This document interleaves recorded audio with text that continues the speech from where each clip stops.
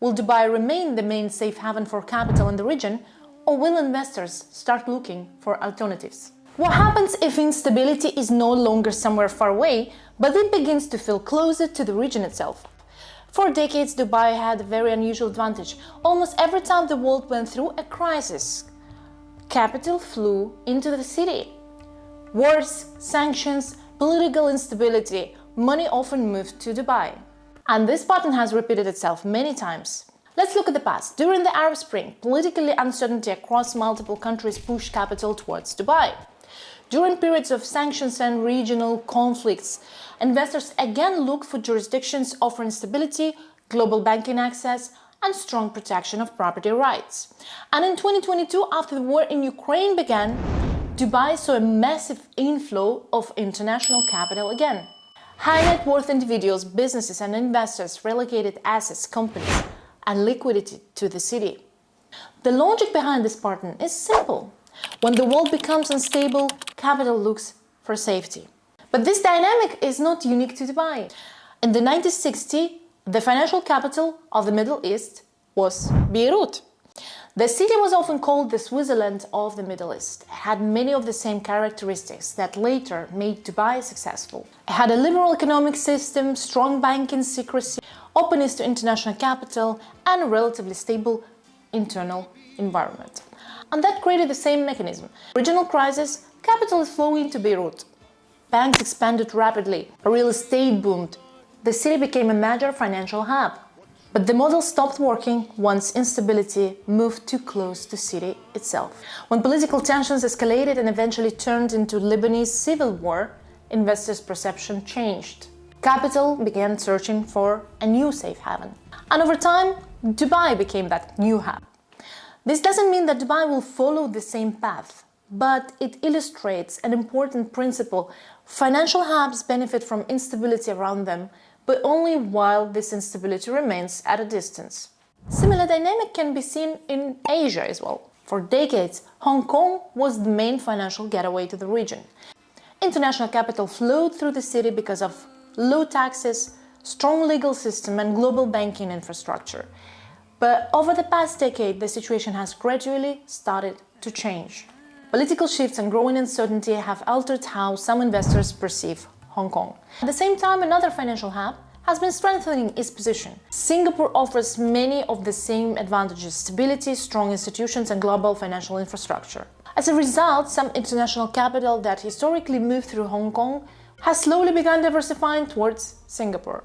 All of these examples illustrate an important principle of global finance. Financial hubs rarely collapse overnight.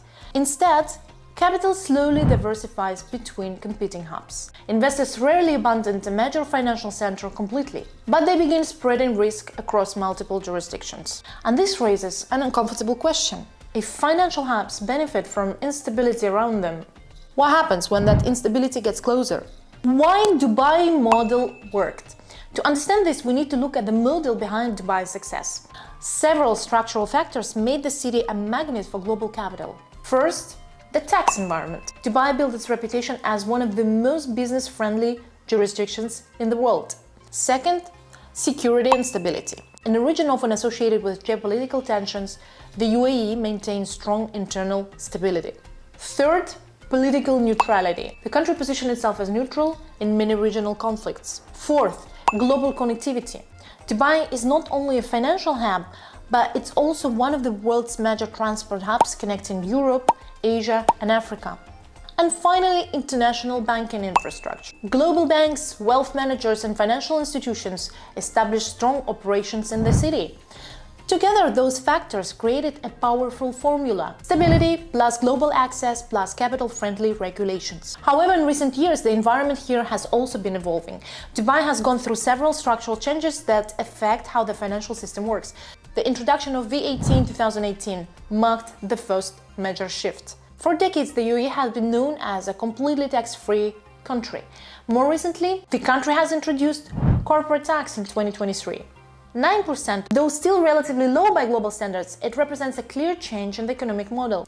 Banking regulations have also become stricter.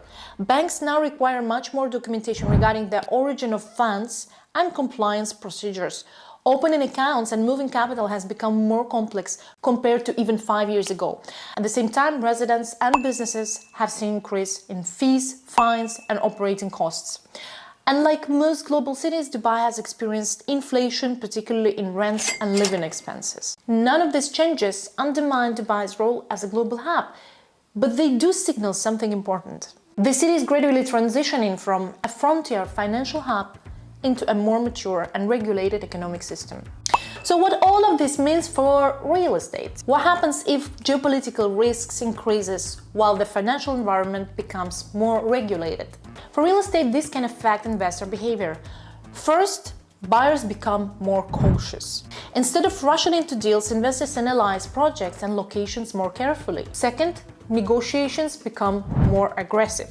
In overheated markets, sellers dictate the terms. But when sentiment shifts, buyers gain leverage. And third, markets can move into a waiting phase. Prices stabilize, transactions slow down, and the market searches for its next direction. It doesn't necessarily mean a crash. Real estate cycles often look like this: rapid growth, slowdown, stabilization, new cycle. So final thought, financial centers rarely collapse overnight. What usually happens instead is something slower and more subtle. Capital begins to diversify. Investors rarely abandon a major hub entirely, but they start spreading risk across multiple cities and jurisdictions. And this raises the key question for the upcoming years. Will Dubai remain the dominant safe haven for capital in the region, or will investors gradually begin diversifying elsewhere as well? Write your thoughts in the comments, I'm curious what you think. Thank you for watching and see you soon on the channel.